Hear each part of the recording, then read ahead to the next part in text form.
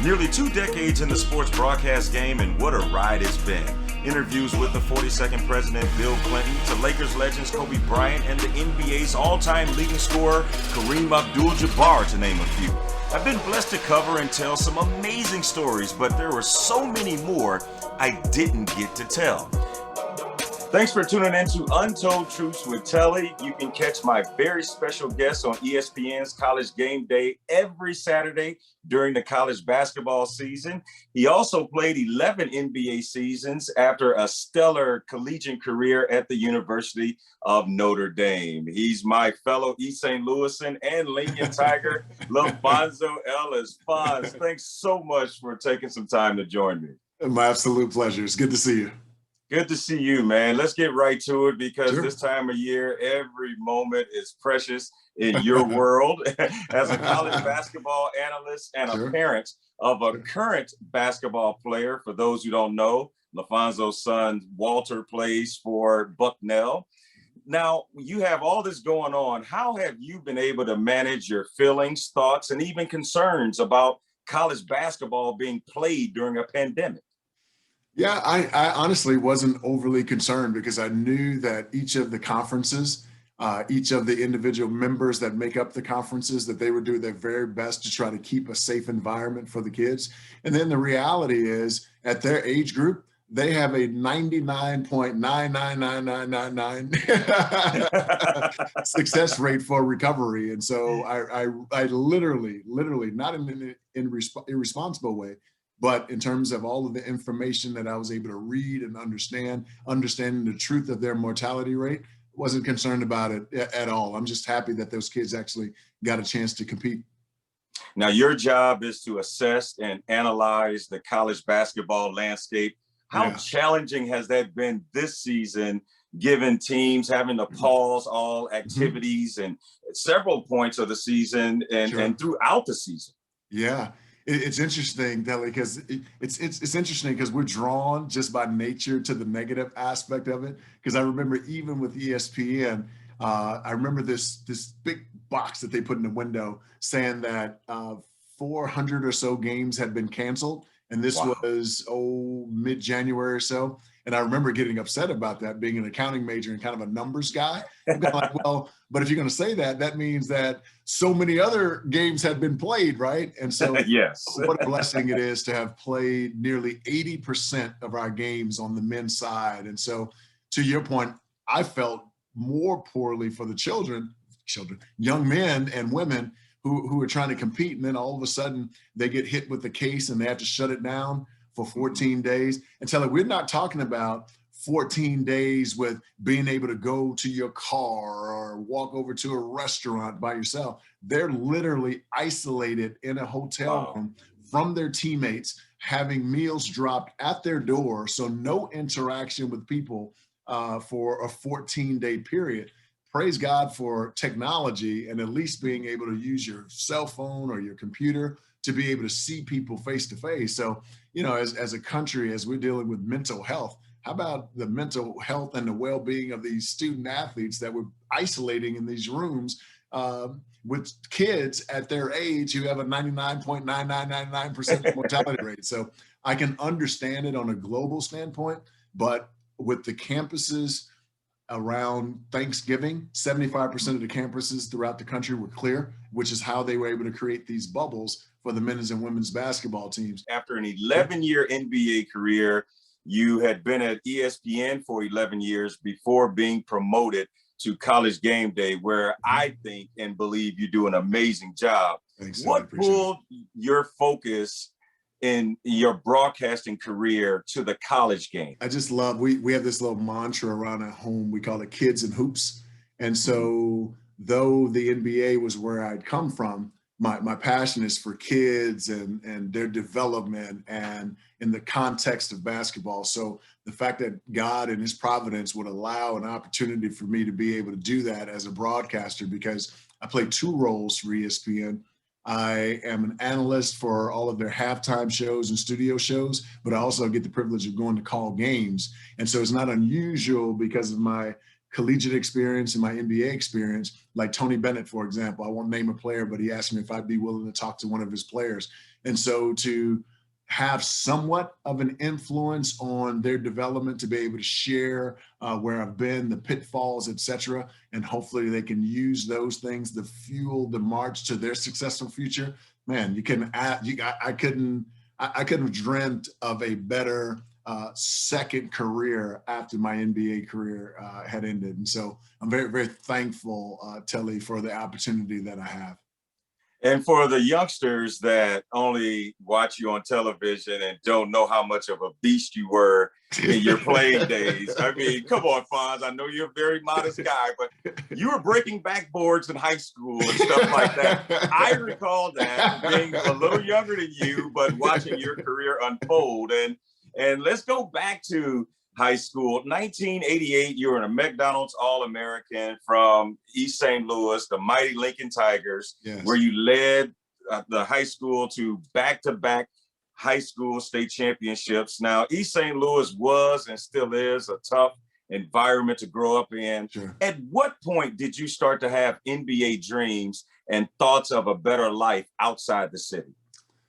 Yeah, Telly, it's interesting. I think many ball players kind of grow up with a little bit of a, back then, pipe dream of getting to the NBA, but it wasn't realistic because back then, not many high school players went from high school directly to the NBA. And even the number that had gone off to college, even the numbers of those were small, right? And so I'm sure it was in the back of my mind, but the reality is growing up in poverty the way that we did, and watching my mom struggle with finances and struggle to make ends meet. Part of the reason why I chose accountancy at Notre Dame is because at that time they had almost a 100% placement rate. So I knew if I could just get through and graduate, I could at least get my foot in the door. And I just didn't want to experience that, have to go through, having to rob Peter to pay Paul and et cetera. And so the Lord had a different plan. I call it self-sabotaged it. And that as I was pursuing my accounting degree, I was academically ineligible twice. And my senior year, a guy named John McLeod, who had coached in the NBA for 18 years, had become Digger Phelps' successor. And he created a roadmap within the context of what we were trying to do as a team, convinced me to stay in school because by that time I'd had my second child, and my wife and I was considering going overseas to play so I can do the honorable thing, which is take care of my family. Coach McLeod encouraged me to stay and built a roadmap within the team context of how he would get me there. And so I agreed, and I submitted myself to the process. And each week we would check in, and we had a successful year that year. I had a successful year individually, and the Lord used that to launch me into being the 5th player picked in the 1992 draft. But as you know, Telly, any of those worldly success stories, there's so many people going all the way back to my younger days in East St. Louis, from Orlando Hampton, who taught me how to play the game. I think of Doris Johnson, my English teacher, Mrs. Swift, who wouldn't allow us, we could speak slang, but we better speak it well, right? And so to be at ESPN on the stage that I've been given, and to look back and see all of those touch points of people who were encouraging us in the process and holding us accountable for our behavior, our speech, and et cetera. I owe those people such a tremendous sense of gratitude for those people and the time and the investment in my life. And and that's the sad part about it is it's so many people, coaches, teachers, neighbors, relatives, that it's impossible to allow them to know the gravity of your gratitude towards them. So I'm hoping that all of them watch your show and they can hear me say it. I'm so thankful to all of you. I hope they do as well. Now, very few people outside of East St. Louis may realize that you and the current University of Missouri head coach, Conzo Martin, teamed up for 2 state high school championships at our mighty alma mater, East St. Louis Lincoln High School. But did you guys ever talk about any of the things that have manifested in your respective careers? It's interesting because of the busy nature of college basketball, particularly him as a coach and me as an analyst. We get to cross paths along the way, but I did get the privilege of coming home a couple of times to participate in Jackie Joyner's golf fundraiser. And so that was when we got a chance to kind of go back and look at the accomplishments, some of the failures and some of the goofiness. And I couldn't be more proud of Conzo Martin and how he's conducted his business as an assistant coach, and then for many years now as a head coach. And he gets a lot of credit for being an elite level coach, which he's deserving of. But people don't know he's an elite level person too, and that's what really matters.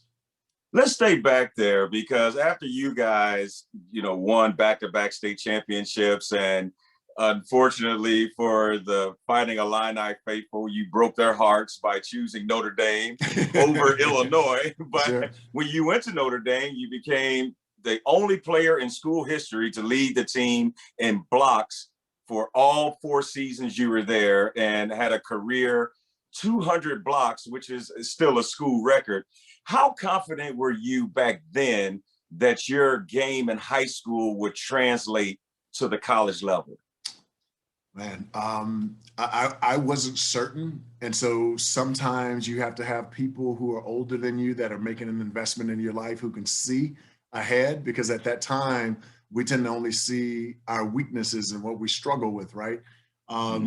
As gifted of a rebound, as gifted of a natural rebounder and shot blocker as I was, a gift from God, offensively, I always kind of doubted myself in that area. But Orlando Hampton, from the time I was 9 years old when he took me under his wing, I mean, I can't even begin to tell you the number of right-hand hook shots, left-handed hook shots, turnaround jump shots, running hook shots. And so having worked on those skills for so long, all of a sudden you get into a competitive situation. You're not thinking, you're more reacting. And so sure enough, my favorite move was turnaround jump shot over my right shoulder to the baseline. And if you crowded me in on that one, I'd shoot a turnaround jump hook. If I was maybe anywhere from 3 to 4 feet in, anything outside of that, then I'd spin real quick and shoot a running hook in the lane. And so that came from years and years and thousands of repping those shots. And so then all of a sudden you start to have some success, and now you grow some confidence and a sense of belonging. And so that was the maturation process in that area of my life. Wow. I got a couple more for you. First one, your career, of course, led to you mentioned it before, becoming the 5th overall pick in the 1992 NBA draft. But which one was the bigger accomplishment for you? Graduating on time with an accounting degree from the University of Notre Dame, or becoming an NBA lottery pick?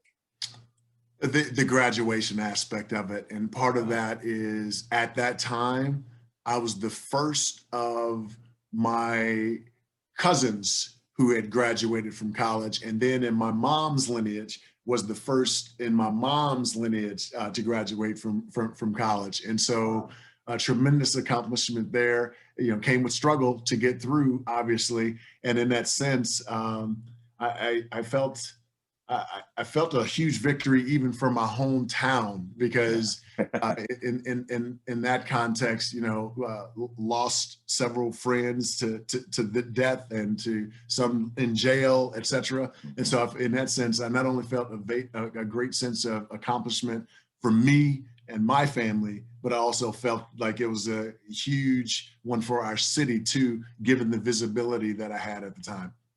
And especially, it wasn't just a degree from any school. A degree from Notre Dame is especially special when you look at all the criteria and things that you have to overcome. And I think the people that really know that understand why that is probably a bigger, well, not probably, but is a bigger accomplishment for you. Yeah. But let's go to your NBA career, where you played a major part in one of the most iconic moments in Denver Nuggets franchise history. In 1994, you were a part of the team that was an 8 seed that defeated and it had never happened before this, the number one seeded Seattle Supersonics. Sure. And just take us through that experience, especially when you guys were down 2 games in the best of a 5 series to come back and knock off the number one seed. Yeah, down 2, and we often, but we were also one of the youngest. I think it was the 5th youngest team in the league, and so sometimes with youth, there's like ignorance is bliss, right? And so we felt that. So we were blown out in the first game. I thought we were beaten by at least, it was double digits. It may have been by 20, and we felt like we didn't play very well. And then all of a sudden, we came back in the second game. We played better, but I think we still lost by 7 or 8. And people forget that I think we went 21-10 after the All-Star break. And during that time, we were almost unbeatable at home. So even though we lost those 2 in Seattle, we were going back to Denver, where we're in the altitude. We're going to try to run you to death. And Denver fans, even to this day, are rabid about their Denver sports. And so we felt going home, we could take 2. And Reggie Williams had a performance in game 3 of a lifetime. He was knocking that thing down. And then I had a good one in game 4. And then we went back to Seattle. What was interesting, Telly, is after we lost, I still remember after we lost game 2, I remember walking off the floor with Brian Williams, who changed his name to Bison Dele later. Yep. And so Bison and I are walking off the floor. And I remember this group of fans over our tunnel. I mean, they're calling us every nasty name that you can imagine, talking about you getting swept, etc. And I still today don't know what it was. I remember stopping for a moment. I looked back at them. I said, "We'll see you guys on Sunday." And interesting, when we walked onto the floor, same tunnel, same Bison Dele next to me. We walked in the tunnel. Telly, you could almost hear a pin drop in that building. And mind you, over 50% of the fans were already there by that time. And you can hear a pin drop in that thing. And again, ignorance being bliss, being young, we're like, oh, we're getting them. Yeah, because what happens in that case, all of a sudden, now you've punched the bully and the bully can feel that pain. And now all of a sudden that bully's not as confident. And so, and then it got back to us after that series was over. We could actually see the bickering amongst them actually during the game being played out. And we're seeing all this happening. We're like, oh yeah, no matter how this goes, we got y'all. Because mentally, they had lost their edge mentally. Wow. And what a heck of an accomplishment, man. And we can still see Dikembe Mutombo holding that basketball. Yes. What made it beautiful though, Telly, is every single member of our team that played in our 8 to 9 man rotation made a significant contribution at some point during that playoff run. And Robert Pack, huge threes for us during that time to keep us in it. Bison Dele came off the bench with a double-double in game 5. I got in foul trouble and didn't play much of the second half of the 3rd period and much of the 4th period, and came off the bench to hit some big shots for us at the end of the game in regulation and in overtime. Brian Stitt, I mean, everybody. And so isn't that what team sports about, right? Everybody having an opportunity to contribute to the success of the whole. And so I'll never, ever, ever forget that moment. When you reflect on your journey that began in East St. Louis, just a kid with a basketball and a hoop dream, did you ever imagine or envision basketball would provide the life it has for you? No, no. And even as I look at it now, Telly, it's the grace of God, man. My MO was, because when I was growing up, I wanted to be a cop. I grew first 7 years. The first 7 years of my life, we lived in the Roosevelt homes, and I know police officers are kind of a touchy issue for people, but during my day, when they would come into the hood, I felt absolutely safe. I knew all of them. They knew all of us, and I wanted to be like them. So growing up, I wanted to be a police officer, an Illinois State Trooper specifically. Oh, wow. So, from day one, I can even remember our math teacher, Mr. Hill, my sophomore year, they just preached education, education, education. And so that was deeply sewn in me. And so because of that, and because young dudes didn't make it to the NBA, didn't go to the NBA out of high school, the concept of getting to the NBA was like remote, like So I wasn't depending on that. I was depending on getting good grades, graduating from college, and trying to go get me a good job that I didn't have to experience the same level of poverty as my mom did. So that was my MO. And still, by the end of my junior year, I thought I'd sabotaged an opportunity to even go try out for a team. So certainly to come back and have a strong senior year and become the 5th pick, I mean, grace of God, all the grace of God. No, and so to go back to your original question, I had none at all. I was trying to get a degree, get a good job, so I can be able to take care of my family. Well, I think we both have made School District 189 very proud.